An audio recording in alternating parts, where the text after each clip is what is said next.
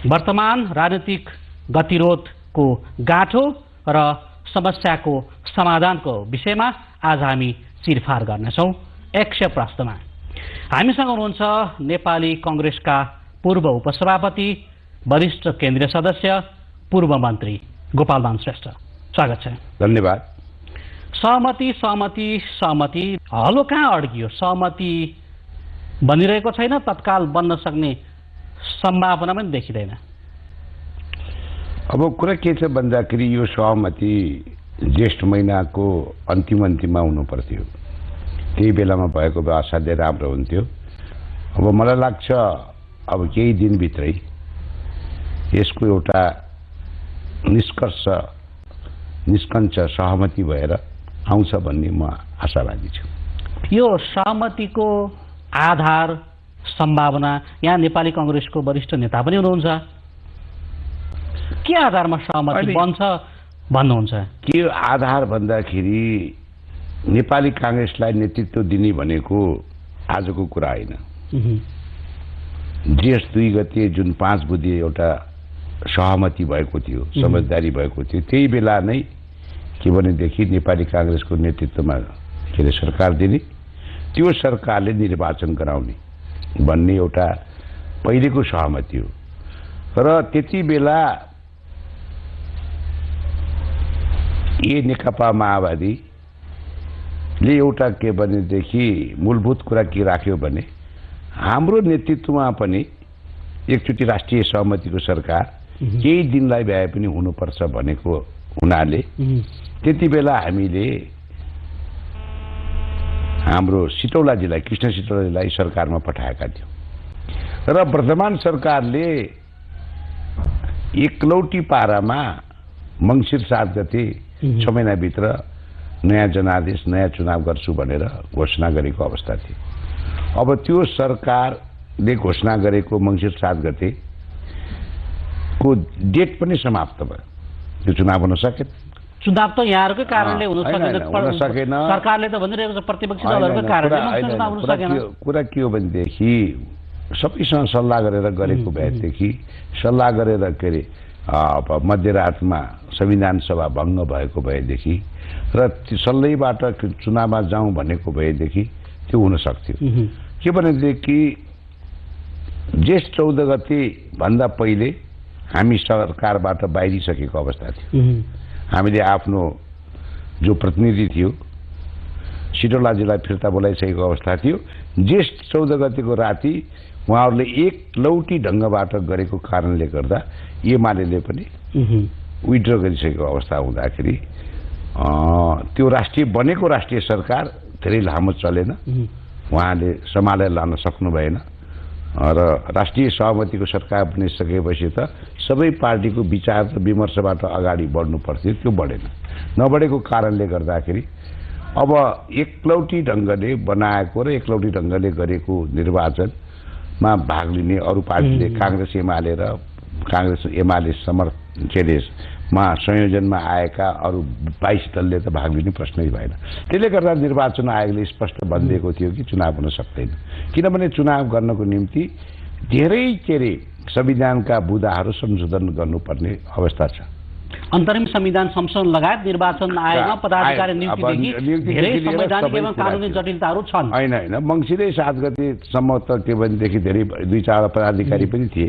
अब यो आउँदो 27 गते त के अरे निर्वाचन आयोगको पदाधिकारी खाली हुँदैछ। निर्वाचन आयोग मात्रै होइन, जीवनजी के भने सर्वोच्च अदालत खाली हुँदैछ, खाली भइरहेको अवस्था छ। अख्तियार दुरुपयोग अनुसन्धान छैन, लेखा नियन्त्रक छैन। यी सारा कुराहरूको अवस्था असाध्यै डरलाग्दो अवस्था छ। र अहिले जुन तेस्रो पटक 5 दिनको समय सीमा राष्ट्रपतिज्यूबाट दिनुभएको छ, त्यो समय सीमा पनि अब धेरै दिन छैन, धेरै घण्टा छैन। के अरे 2 गतेसम्मको समय सीमा छ भनेपछि अब सहमति बन्ने सम्भावना के छ? अब के भनेदेखि साँच्चै नै सहमति गर्ने सबैको प्रबल इच्छा भयो भने यो के अरे जुन छ नि 2 गते आजै बेलुकासम्म पनि धेरै कुराहरूमा सहमति हुन सक्छ।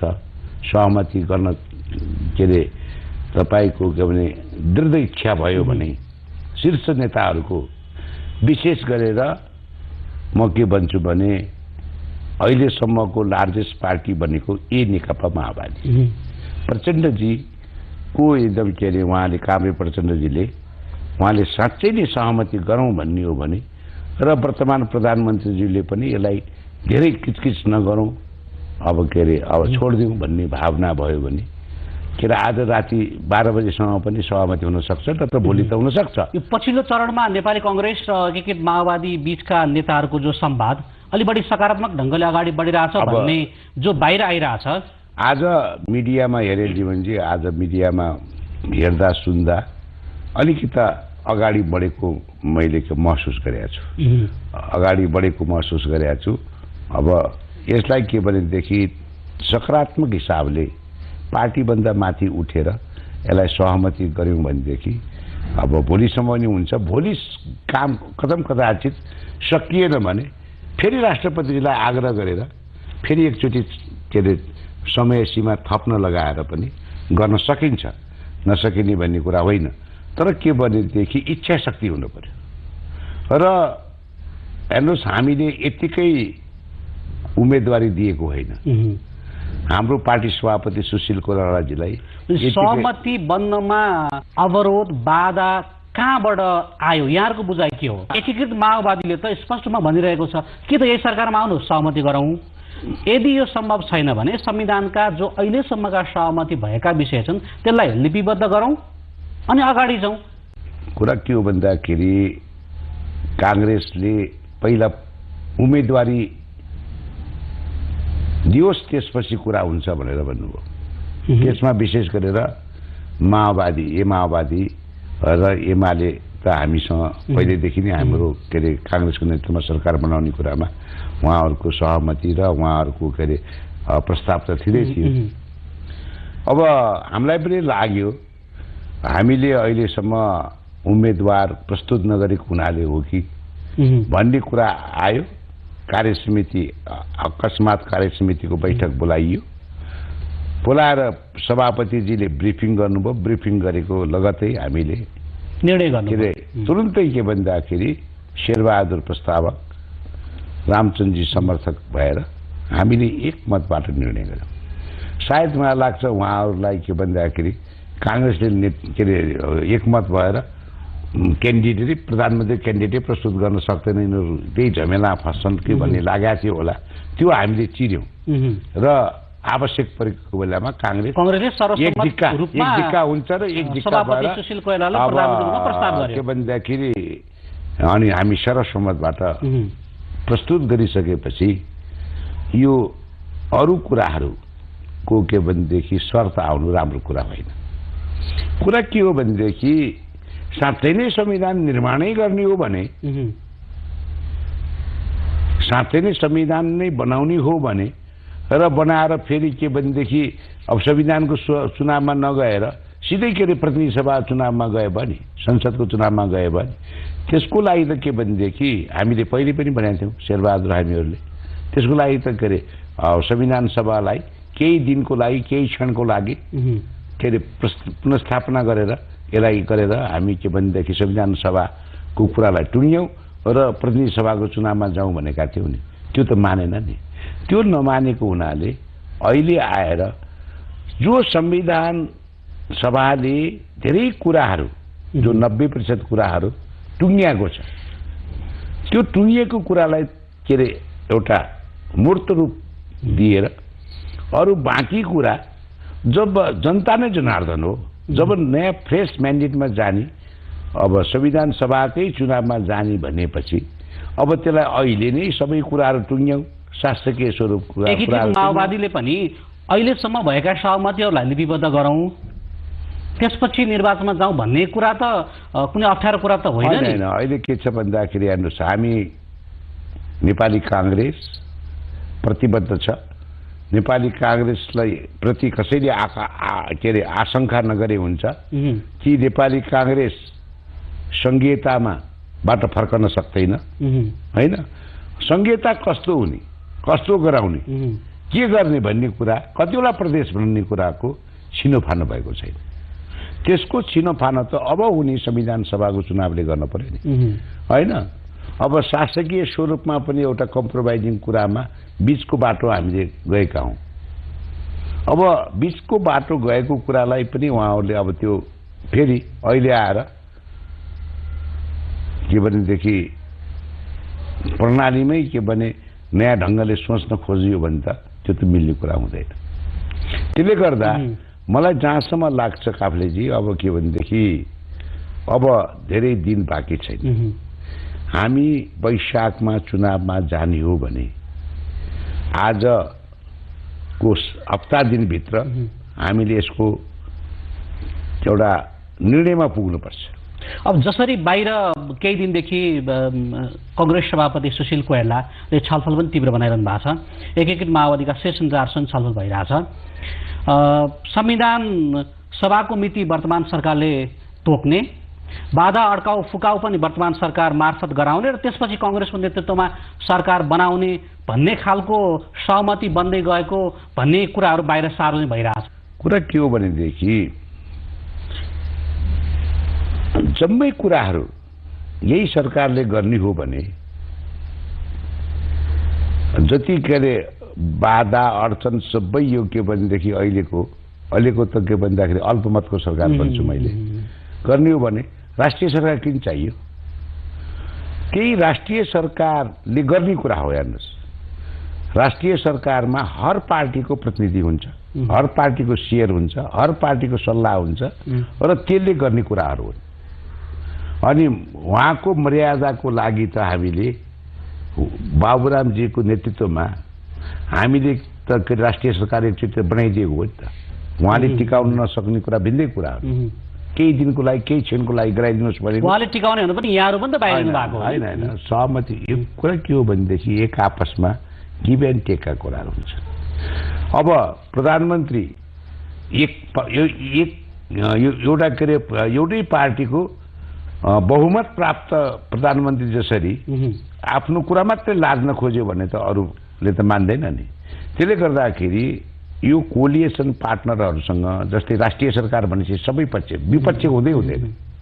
अब यो चुनावमा जाने कुरामा नि विपक्ष हुँदैन। जसरी गिरिजाबाबुले के भनेदेखि 64 सालमा चुनाव गराउँदा के भने माओवादी सहितलाई सरकारमा ल्याएर गराउनु भयो नि। अब त्यसरी नै गर्ने हो। अब अहिले मूलभूत कुरा के छ भनेदेखि संवैधानिक प्रश्नहरू छन्, संविधानका बुदाहरू छन्। जबकि यो अन्तरिम संविधानका केही बुदाहरू केही के अरे संविधानमा परिवर्तन नगरिकन, संशोधन नगरिकन हामी चुनावमा जान सक्दैनौँ। किनभने अन्तरिम संविधानले दोस्रो पटक संविधान सभाको चुनाव गर्ने भनेर परिकल्पना गरेका छैन।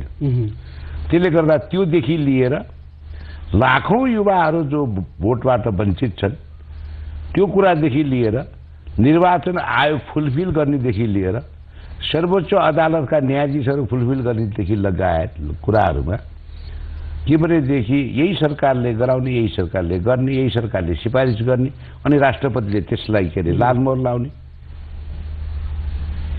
काम चाहिँ अलिकति मलाई लाग्छ। अनि यहाँहरूले सधैँ अविश्वास गरेर मात्रै पनि त सहमतिको वातावरण त बन्दैन नि। अविश्वासको कुरा होइन के, उहाँहरूले अविश्वास गर्न भएन नि। अब उहाँहरूले पनि राष्ट्रिय सरकारलाई यी कामहरूको जिम्मा लगाएर तुरन्तै आज गठन भयो भोलि नै सहमति सबै कुरा तयार गरौँ, सहमति गरेर अगाडि बढे हुँदैहाल्छ नि। सहमति गरेर अगाडि गरेर के गर्ने कुराहरू गरे हुन्छ। तर मलाई व्यक्तिगत तपाईले प्रश्न गर्नुहुन्छ भने संविधान जस्तो कुराहरू अध्यादेश मार्फत संशोधन गर्दा त्यो नजिर बसाल्दा पछि त्यो नजिरले कहीं जंगबार त जन्माउँदैन भन्ने मलाई कसो के अरे मेरो मनमा त्रास छ। आजको दिन साँच्चै भन्यो भने हेर्नुस् 2017 साल पौषे गते म 17 वर्षको थिएँ, राजाले टेक ओभर गरेको दिन हो। 2/3 जितेर बीपी कोइराला, जननायक बीपी कोइराला प्राइम मिनिस्टर हुनुहुन्थ्यो। त्यति बेला सेनाको बलमा, बन्दुकको बलमा के भनेदेखि कु गरेको दिन हो। मलाई कता कता के लाग्छ भने नियम कानुनहरू चाहिँ के भनेदेखि सहमतिबाट, अध्यादेशबाट मन्त्रीहरूले सिफारिस गरेर संशोधन गर्न उपयुक्त हुन्छ। तर मूलभूत कुरा, संविधानकै कुराहरू पनि के भने अध्यादेशबाट गर्ने कुरामा यसमा पनि छलफल गरौँ, कसरी गर्दाखेरि ठिक हुन्छ।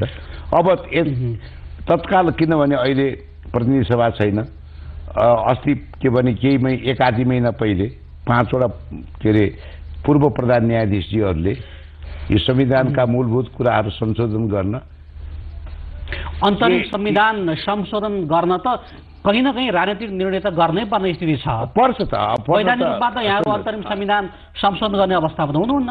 त्यसैले गर्दाखेरि उहाँहरूले एउटा के अरे सुझाव दिनुभएको थियो, संयुक्त रूपमा संविधानका मूलभूत कुराहरू, आवश्यक कुराहरू र संवैधानिक अङ्गहरू फुलफिल गर्नको निम्ति बढीमा 1 महिनाको लागि यो प्रतिनिधि संसदलाई के अरे विउतार गरौँ, त्यो चाहिँ वैधानिक हुन्छ, कानुनत हुन्छ भनेर भन्नुभएको थियो। अब त्यो सम्भव भए त त्यो पनि गर्दाखेरि हुन्छ। हेर्नुहोस्, होइन भनेदेखि ठिकै छ, एक मन भएर, एक चित्त भएर के अरे पार्टीभन्दा एक स्टेप